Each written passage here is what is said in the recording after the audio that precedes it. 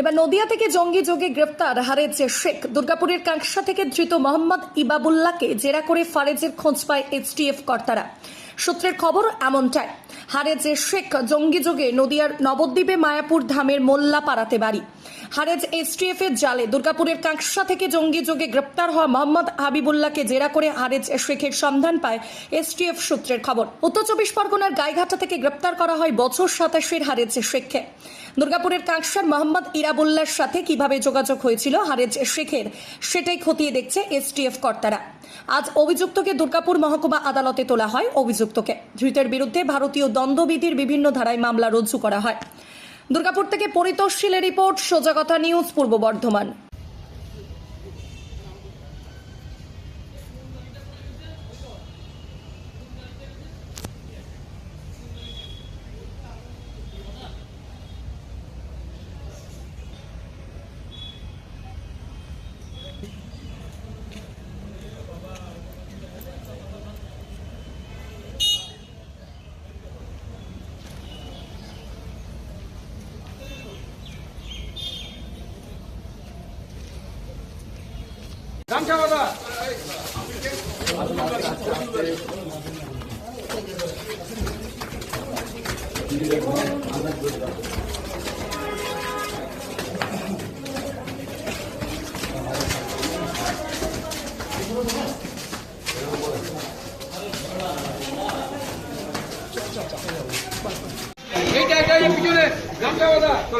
আপনি কে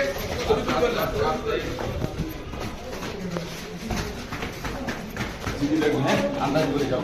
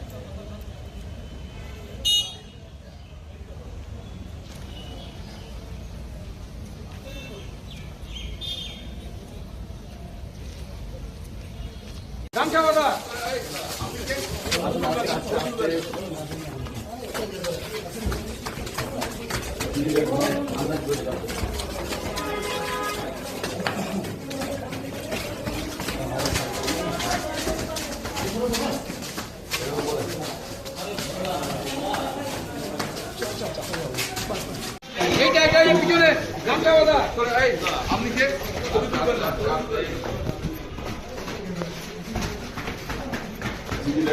আন্দাজ করে যাও।